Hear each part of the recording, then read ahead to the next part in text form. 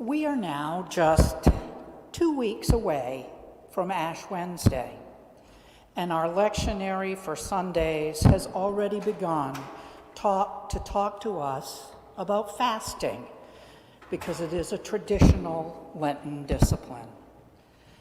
I would guess that the more attentive among us may have chosen already what they will give up for Lent.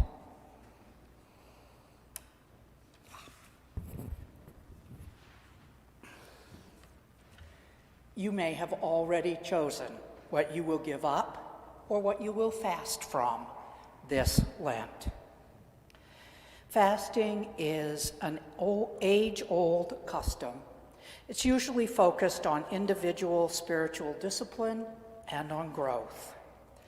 The choices of when and how to fast are very personal, and the expected results are personal as well. Our choice, for example, to give up chocolate for Lent is not meant to impact the perhaps oppressed cacao harvesters, nor is it meant to impact the Hershey Company, not even Ghirardelli. Our choice to give up chocolate for Lent is meant to be for our benefit. It is meant to be a spiritual discipline and a personal sacrifice that draws us closer to God. And we know from Scripture that such fasting is pleasing to God, as is virtually anything that increases and strengthens our faith. But such personal fasting is only one kind of fasting. And today, Isaiah makes it clear that there is another, more challenging kind of fast that God places before us. From Isaiah 58, we just heard, "They delight to draw near to God and ask, 'Why do we fast, but you do not see? Why do we humble ourselves, but you do not notice?' And God replies to them, 'Is not this the fast that I choose? To loose the bonds of injustice, to undo the thongs of the yoke, to let the oppressed go free, and to break every yoke. Is it not to share your bread with the hungry and bring the homeless poor into your house? When you see the naked, to cover them, and not to hide yourself from your own kid?'" God calls us to a fast that is not about ourselves, but about our world. God calls us to a fast that is not so much for our own benefit as it is for the benefit of those in need around us. God calls us to a fast that loosens the bond of injustice and oppression, a fast of sharing what we have so that all may eat. God calls for us to a fast that brings housing to the homeless and clothing to the naked. This is the fast that God calls us to, and I am afraid that it asks more of us than giving up chocolate for a few weeks. I'm going to move this mic and see if it works a little better. God's call for us to fast by loosening the bonds of injustice and by letting the oppressed go free asks us to address the economic and social and racial injustices that are all around us. These are the injustices that fill our prisons with young black men. These are the injustices that keep the poor poor while the exorbitantly rich grow even richer. These are the injustices of trickle-down economics and racial profiling. These are the injustices that illegally keep asylum seekers who are fleeing violence and threat from entering our safe nation.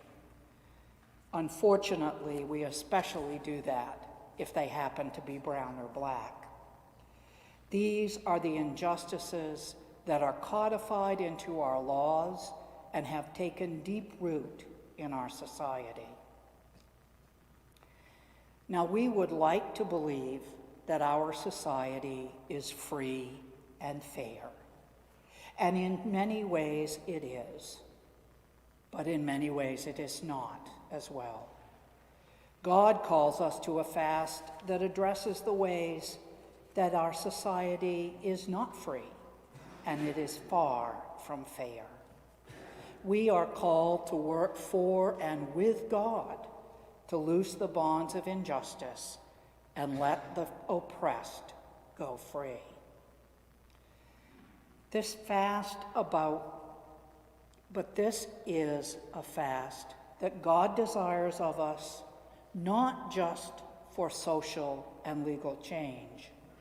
It is also a fast that asks that we share our bread with the hungry, bring the homeless poor into our homes, and when you see the naked, cover them. God calls us to a very practical fast as well, a fast to help meet the most basic human needs of food, clothing, and shelter. And really, God is not asking that much here. God is not asking that everybody be made comfortably middle class. What God is asking is that those of us who are comfortably middle class make sure that no one goes unfed or unhoused or unclothed in our community. In our baptismal covenant, we renew it several times in a year. You may remember that we promise to respect the dignity of every human being. This practical fast that we are called to is about exactly that, about respecting the dignity of all around us. And we can do this directly by giving someone a sandwich or a winter coat. We can also do it by working with and donating to the various agencies who are already doing this ministry quite well. And just to circle back to the injustice piece of it, this fast calls us to work on social policies so that no one lacks for these basic human requirements. This fast that Isaiah talks about is a different kind of fast than we are used to. It is a fast that is not primarily about us or our spiritual growth, but more so about those around us, and especially those in need. This is a fast that calls us to address both systemic and practical evils that exist in our world. And listen to what happens when we embark on this kind of fast, when we choose to serve God in this way. Isaiah writes, "Then your light shall break forth like the dawn. Then our light will break forth like the dawn." And Jesus tells us in this morning's gospel lesson that we are the light of the world. He has empowered us to give light to all around us.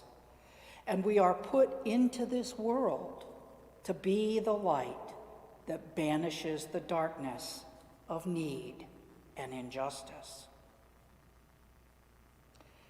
Isaiah's words call us to a specific kind of fast. And they tell us a bit about what will happen if we undertake that fast. And Jesus, too, calls us to the same fast when he says, "Let your light so shine before others that they may see your good works and give glory to your Father in heaven." Amen.